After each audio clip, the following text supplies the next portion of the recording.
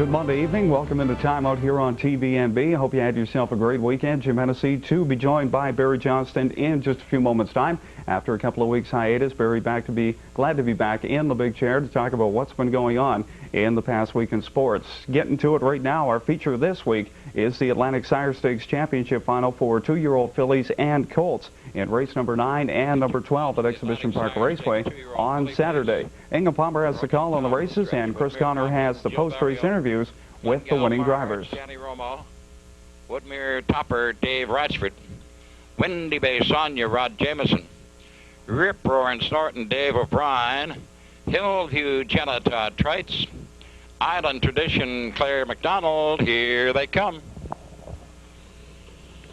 They're off. Woodmere Droplet pacing on top. Woodmere Topper up on the outside, driving on the second. Glengal Marge racing a third at the rail. Island Tradition gets away fourth. That is Windy Bay Sonia. They swing on by the 8th pole and on up the backstretch, racing to the quarter. Woodmere Droplet pacing with the lead. Island Tradition on the outside, driving on the second, is parked. Then Glengal Marge is third at the rail, and Woodmere Droplet takes him by the opening quarter in 28-3. Out of the top turn, Woodmere Droplet. Glengal Marge moves up on the inside to second. Island Tradition looks to the rail, gets to the rail, racing third there as they tip off the top turn. Now drive on through the stretch.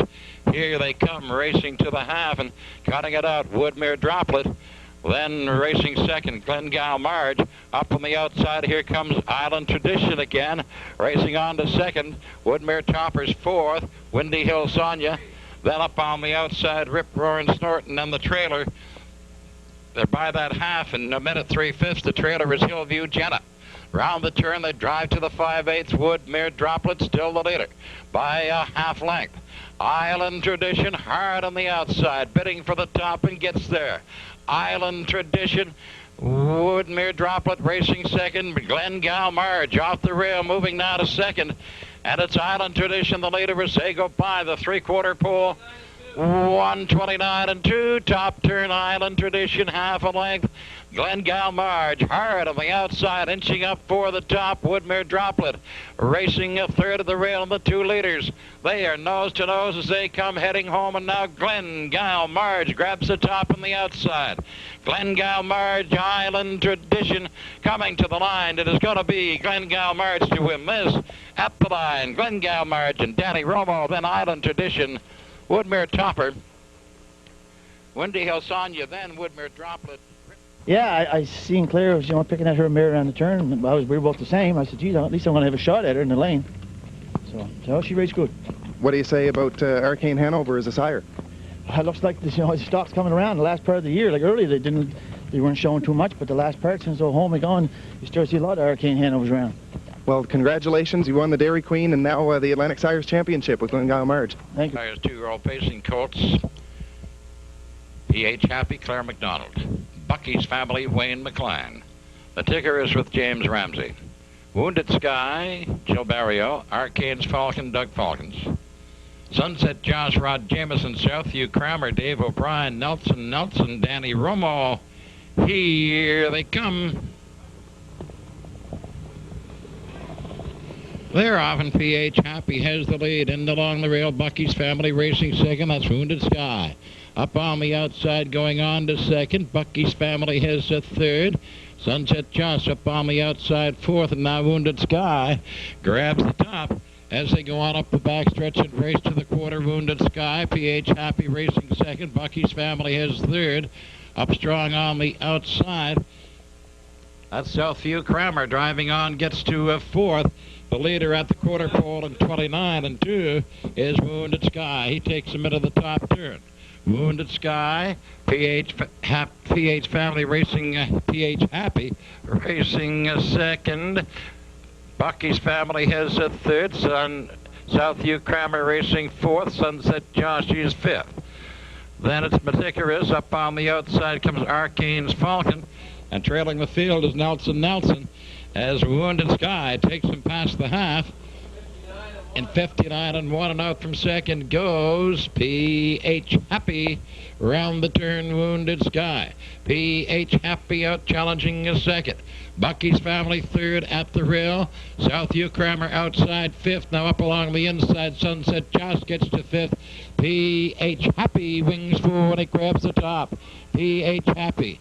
Wounded Sky holding a second up on the outside. Sunset Josh driving on third. P.H. Happy the leader by the three-quarter pole. 1:28 and 4 and around the top turn. P.H. Happy, he's up by 2, but closing the gap is Sunset Josh. Bucky's Family now third. Wounded Sky fourth. Southview Kramer at the head of the lane. It is P.H. Happy. Sunset Josh coming to him in deep stretch. In deep stretch, it is P.H. Happy. Sunset Josh coming on. It's going to be tight at the line, but it looks like P.H. Happy, Sunset Josh, Bucky's Family, Wounded Sky, Arcane's Falcon, then Nelson, Madicaris, and Southview Kramer. Time for the mile, 2 minutes. Send him off the gate, and then halfway around the turn behind the gate, that colt made a break, and well, there goes the early speed. But he did manage to get him back pacing, and he's just too strong in the face really to take back, so I knew he'd have to come. Lucky was, just I kind of waited, and first movement there wasn't the backside. I had to get out and come early and try him because he couldn't take a chance of being caught in behind him. We've talked about Kilcairn Engel as a sire of fillies, and you had a chance to drive Happy Family too. What do you notice that's similar? Well, I only drove Happy this summer, and there are some similarities, but he's improved his colts in a respect over himself, and that they're all bigger and stronger, but he did put a tremendous amount of manners into them. They're great colts, every one of them. When you watch them, they score out, they go back on the backside and they relax, and that's an attribute of a real good horse when he can save a little bit for a race. Well, congratulations. Thanks, Chris. And thank you very much, Dingham Palmer, for the call on the races, and Chris Connor from the Atlantic Lotto Corporation for the post-race interviews. And don't forget, the next racing action at EPR is set for this coming Saturday. Post time is 1:15. So let's get right down to it. Welcome back into the big chair, Barry Johnston. Couple of weeks hiatus. Nice to have you back. Thanks, Rick. Let's get into it. St. John Flames, they had a bit of a road swing, 3-game road swing. They played in Fredericton last week. They played in 2 games on the Rock over the weekend, and they come out looking pretty good. The record stands at 5-1-2. Heading into this brand new week, they'll play Providence on Wednesday night. So your feelings on the road swing so far? I think they're looking pretty positive, considering the first year a lot of us in St. John had the team as a no-good team this year, considering what they had last year in the way of talent. And this year, Rick By seems to be doing all right. He seems to have just filled right in where Coach Stewart has taken over, has left. And Vive just, he's got a great bunch of players there again this year, and it's nice to see Rocky Thompson coming back to add some muscle to the lineup. Absolutely, and I think that'll help to put a few more seats in Harbor Station as well. Of course, Rocky, a fan favorite, has been since the day he came. The flowing locks, the fast fist, everybody loves to see the Rockman get out there and swing around his body, throw the good checks, and I think we got the people's champ here in this city, if we can compare the two Rockies here. So absolutely, the entertainment value is fabulous. Let's talk about Jean-Sébastien Giguère back between the pipes for the St. John Flames. This is a huge boost for the team. First came back, he comes back, plays. They beat Syracuse 3-1. He makes 31 saves on the night. How big of an impact is this guy going to have for the team for the rest of the season, seeing that most of the word humming around town right now is this guy could easily play 65 games between the pipes with him? Well, in football, you're only as good as your quarterback. So I think in hockey, you're only as good as your goaltender. Starts from the goaltending and comes out. And you go to your defense. St. John's looking very well in defense this year. I mean, they don't see too many breakdowns or anything like that. So they seem to be doing pretty good now. Now they seem to be getting a little bit of a scoring. The offense is starting to come there now. So I think with Giguère and net that they're going to do all right. The players will know that, hey, if we don't get back quite in time, we know we got Jigger back there to help us out. So it's good. I mean, you got Karpenko in backing him up too now. So I mean, it looks good there now. I mean, it's nice when the coach can look down the other bench and say, hey, Giguère's not playing very well. What are we going to do?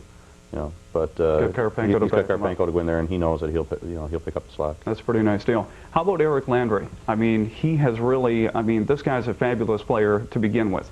He was a terrific pickup last year for the Flames. Edmonton didn't want to call him up for whatever reason. I still can't figure that one out in my head. The guy's got a terrific set of wheels. He's got a great sense when he's out on the ice where the puck is at all times. And he's really uplifted his game this year so far from what I've seen. Last year, he played tremendous, but this year he seems to be taking on a little bit more of a leadership role. Would you agree with that? I agree definitely with that one, because as time goes on, a player gets more comfortable into the system of the hockey, and he knows that each year he's more of a veteran. He's becoming more and more of a veteran, and he has to play the leadership role. So he seems to be filling in there quite well. I mean, last year there was a lot of seasoned veterans in that lineup, and this year now he's starting to feel that, well, I'm one of these seasoned veterans, and I have to pick up where some of these other fellows left off, and he seems to be doing quite well down there. No question. Jeff Barry doing a tremendous job helping Rick Vaive out as well. And that had to be a tremendous relief to Rick, knowing that Jeff was there, has been behind the bench for the past couple of years, and he knows the system. Now, obviously, Rick was going to change the system around to suit his style a little bit more, but Jeff was there to lend a little advice to say, well, you know, yeah, that's a good idea, Rick, but why don't we try doing it this way? So it seems that the chemistry between these two has hit off automatically. It seems to, and you need that good relationship between your assistant and your head coach, and thankfully that they seem to hit it off really well, like you say. And Rick Vaive seems to be taking some advice from Jeff Barry and saying, you know, well, this worked good last year, let's try it. And, you know, I think Rick Vaive is open to any kind of suggestion right now. He's into a new league. I mean, it's the same game, but it's just new faces, and it's a different style of hockey. And he knows that all the advice he gets is going to help him in the long run. No question. We talked about this a bit last week. The word around town, or the buzz around the water cooler, I should say, is that the fan base is starting to dwindle off just a little bit. Past couple of home games, they've been pretty lucky to get 4,000 people in the building. The phrase I keep hearing is that the honeymoon is over. Would you agree with that? What can the Flames do to try to build this up, or have they done just about everything they can do? I mean, when you go to a game, you see the kind of promotions they've got going on. They're giving away stuff all around the rink for the total 3 periods. They've got entertainment for the fans on the ice in between the first and second period. Great music being played down there. Great variety of music. So can you think of anything to maybe get a few more people back into the stands, or what's the problem here? I think it's more of a dollar figure nowadays. I mean, you and I have talked on another show one time that if it comes down to either putting bread on the table or going to a hockey game, they're going to put bread on the table. Absolutely. And I'm not saying the ticket prices are too high there. I think they're quite reasonable. But you can't take a family of 4 down there, and that seems to be the problem now. They're going to have to come up with a package like they did a couple of years ago with you know, I think it was $44 for, you know, a family of 4, and the food and all that stuff. And I think they have to throw that promotion every once in a while. And I mean, Montreal and baseball, the Expos lowered their ticket prices to $5 a ticket one time, and you know, they filled the place. $25 for a hot dog. Yeah. Yeah. So, exactly. So I mean, that just goes to show that it has to be the price of the tickets. But I think that I don't know. I think with baseball going on and whatnot, I mean, it's a tough time of year. There's so many things going on that it's going to pick up once the cold weather comes. People get into the hockey. So once they get the long underwear on, hockey kicks into full gear. That's exactly it. That's exactly it. And I'm glad you brought up baseball, because we are going to be talking baseball. We still got some more hockey to talk about and a whole lot more. So we hope you come back and join us.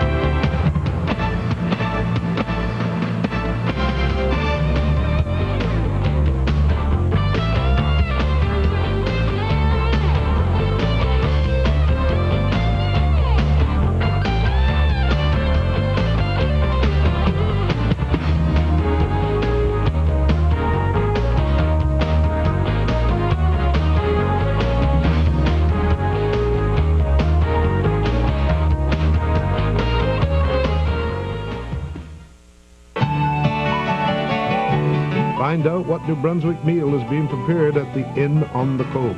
Watch Tide's Table Tuesday night at 8:30 or Saturdays at 5:30. Only on Channel 10 TVMD. This is reality. Teletoon. This is reality. This is Teletoon. Reality. Teletoon. Tune in to Teletoon, Canada's new 24-hour animation station with the best animation from home and around the planet. Tune in today for our free viewing period. Teletoon. It's unreal.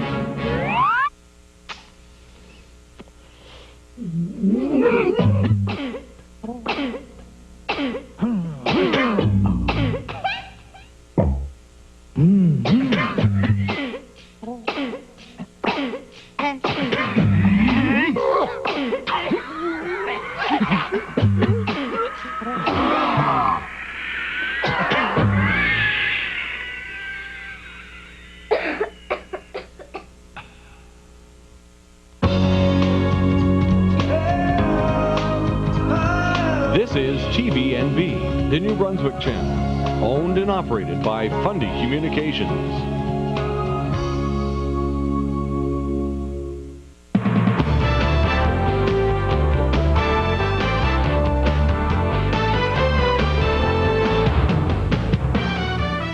And welcome back into Time Out here on TVNB. Jim Hennessy along with Barry Johnston. And let's get right to it. We were talking about baseball before we went to the break.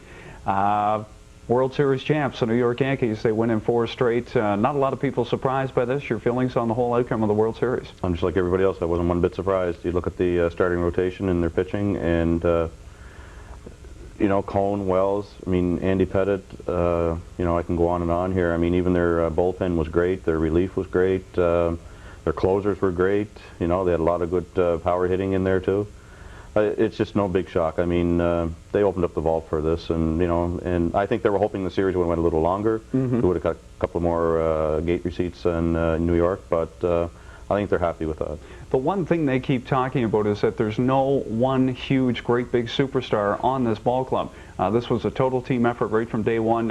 You remember they lost the first 4 games of the season, went 0-4. Yankees fans in New York and across the continent were up in arms saying, you know, what's going on with this team? Then all of a sudden they turn around and win 114 baseball games on the season. And the word is now one of the greatest baseball teams of all time. Do you agree with that? Is that title appropriate for this baseball team? I would think so. I mean, they've won, what, 24 World Series? So that's a feat that no other team has really accomplished. And Montreal's won 23 world titles. Okay. Just thought I'd get that in. All right. Big Habs fan and everything else in Montreal, I guess, so I guess you would have to throw that in. Yes, I would. But I think they'd have to be considered the greatest baseball team. That you know, the 1998 team would have to be considered the greatest baseball team, no question. And now we get into the free agent pool. Of course, over the winter months, it's always entertaining to sit back to see who's signing the multi-million-dollar deals. And the one that pops right into mind is over the weekend, Mike Piazza, all-star catcher for the New York Mets. Now, this is a guy who basically was living out of his luggage for the first couple of months of the baseball season when it got started last spring. You know, started with the Dodgers, shipped off to Florida, then he finally arrives in New York. Now he has signed the biggest baseball deal of all time. 7 years, 91, don't adjust your set, that's correct, $91 million. Is this totally ludicrous? Have they gone way out of hand here? I mean, is Mike Piazza, I mean, he put up staggering numbers. Hit 323 on the year, I think, drove in over 100 RBIs, had 40-some-odd home runs. But, I mean, is anybody worth $91 million? I don't think so, not as far as athletes go. I mean, now, therefore, he's going to get $91 million over 7 years. Now, the fans are the ones going to have to pay for this, so the ticket prices are going to go up. Sure. And, you know, same thing happened with Michael Jordan in Chicago when he got the big contract. Ticket prices just went sky high in Chicago. Pedro Martinez in Boston, he signs the big deal. Yeah. They start paying for it. I don't know where these owners are thinking. I mean, that just opened it up for, you know, like a Mo Vaughn or even, you know, maybe Pedro Martinez wants to renegotiate his contract now. So it's crazy. It's crazy. People don't have that kind of money to start going out and paying the ticket prices, and it's not a family game anymore. It's for the elite now that can go and watch a game. I mean, you just can't afford to go. Well, you remember a few years back, Barry Bonds had a clause in his contract that said he would be the highest paid baseball player for all the league. Like, that was a clause in his contract. Now, this has seriously opened the floodgates here. I mean, that's a staggering figure. I mean, I have to shake my head every time I say it. $91 million. The Mets, I believe, had $121 million to spend in the offseason to sign a pitcher like Al Leiter, sign some of the players that are on the bubble, and their contracts are coming up. They've spent 3/4 of the money that they have in the kitty on this one player. So what do they do now? Well, they're just going to have to get some minor leaguers now and bring them up. But I think they could have spent that money on some other players, like you said, like an Al Leiter or whatever the case may be. And like I say, I just don't know where their thinking is. I don't know where their logic is. I don't think Mike Piazza is that hot of a player that's worth $91 million and open up the vault to keep him there. I agree with you. If he wanted that kind of money, I think the Mets should have said, "Fine, you go someplace else. Maybe maybe the Yankees want you." I mean, he is an everyday player. I mean, signing a contract like that, this guy is going to play every day. Yeah. But the thing is, if this guy gets hurt, then your money's sitting on the bench. And it goes back to the old one, we were doing a show before when Pedro signed that real big deal for $80-some-odd million. That was my big thing. He's a pitcher. This guy pitches every 5th day. I mean, I'd have him up in the stands selling peanuts and selling soft drinks to the fans for $80-some million. But this opens, like we said, a whole new can of worms for Major League Baseball. Let's go down the list here. A couple of people. You've got Mo Vaughn, who is extremely disgruntled with the way he's been treated in Boston. Jose Canseco, who put up fantastic numbers for the Toronto Blue Jays. Let's start with Jose. Do the Jays open up the kitty and sign him? I don't think so. I don't think they can afford to in the Canadian market. It's just impossible to... I mean, their fan base this year was down. I won't say considerable, but it was down. And they just can't afford it. I mean, I don't think you're going to see Roger Clemens there. I think they're going to deal him somewhere along the line. I don't think they can afford to keep him there anymore. I mean, they just don't have the fan base there anymore.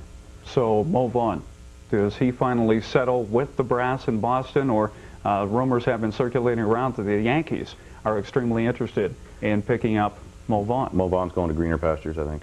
I think his tenure in Boston is done. That's it. It's over, I think. The honeymoon's done there. So no, Mo Vaughn's going to be going elsewhere. I don't think he's going to hang around with those guys. If he doesn't get something very shortly, he's going to say, "The heck with this, I'm going on. Somebody wants me. Somebody wants my talent. You guys don't." Let's flip the page to the NHL. Of course, the Leafs are off to a rocket of a start. They're 5-1 on the season. Big win in Detroit on Friday night for Scotty Bowman's return behind the bench. Spoiled the party a little bit for the fans in Motown. But how about these Leafs? I mean, I know the diehard Leaf fans out there were saying, it, baby. We had them picked right from the get-go. But what do you think about this start? I think it's great. It should be. I mean, it's nice to see Matt Sundin finally coming up and stepping up and doing some scoring, and Cujo and net now. But what to do with Potvin now? That's the big thing now. So obviously Cujo is the one that they want to go with, and he's doing quite well. So well, we talked about this last week. I mean, yeah, they did spend a lot of money on Cujo. The word circulating right out of camp was that Felix Potvin was the odd man out, but they shipped Glenn Healy down to the IHL. In my estimation, if I'm a hockey man, if I'm the general manager of the Toronto Maple Leafs, I'm sitting back, Ken Dryden's resting, saying, I've got the best 1-2 punch in net in the National Hockey League. So why do I trade this guy? Felix isn't crying for more money. Felix isn't saying, I want more ice time, I want to play more. I mean, him and Cujo have come to some sort of agreement that says, yeah, okay, I'm the big money man, so I'm going to get most of the games. But Felix has accepted his role as a semi sort of backup, if you can call Felix a backup. And it seems that Pat Quinn has got everybody running on all cylinders at this point. That's one thing I can't understand is how Felix Potvin hasn't been crying. I guess the only way, hockey players sometimes do a lot of crying and whatnot, but especially the goaltenders, because one gets the ice time and one doesn't, let's face it. And maybe Potvin's thinking Cujo's going to get hurt or something, maybe. I don't know. Maybe he's got a little crystal ball there and sees something. I don't know. But it's good. He's got the 1-2 punch, and like you say, even if one of them goes down, he's down to the eye and bring up Glenn Healy, and then he's got 1, 2, 3. He's smiling all the way to the bank, no question about that. Mark Messier hits number 600. Mark Messier hits number 600. What do you think? Well, it took him 5-6 games to get it. So. Yes, it did. So well deserved. Yeah, I think so. Yeah, he's a remarkable hockey player. He goes down that off wing and just lets her rip. And I don't know how he does it. He fools goaltenders every time. They know he's going to do it, but yet they just don't really expect the shot, but they know what's coming. He's one of the elites, no question about it. Let's talk a little bit about Scotty Bowman coming back. There was a lot of rumors circulating around the hockey world that this guy might not be making it back. Very quickly, what do you think about his return? I think hockey's in his blood. He couldn't get away from it. I think, with all the problems that he's had in the last year or so with his brother, I believe, passing away, and then himself with a little bit of leg problems and whatnot. But Scotty is a true-blooded hockey lover. I mean, let's face it, he just loves hockey, and he's there to contribute to the Red Wings. No question. I think they might come back and three-peat with him there, I think. You think so? Even though the Leafs did beat him. Oh, well. All right, you heard it here first. I'm not picking the Wings by any stretch. Barry, this will be Barry's last show. Unfortunately, he's moving on to greener pastures himself. I'd like to take this time. It's been a lot of fun, man. All right, We've done it, and I appreciate you stopping by all these weeks and putting in the extra effort as the week rolled by. So thank you very much, and we'll be chatting with you. And we'll have Barry back once in a while, too. Don't worry about that. Oh, yeah. All right, and that's going to do it for another week here of Time Out here on TVNB. Thank you very much for tuning in, and we hope to see you again next Monday at 6 o'clock.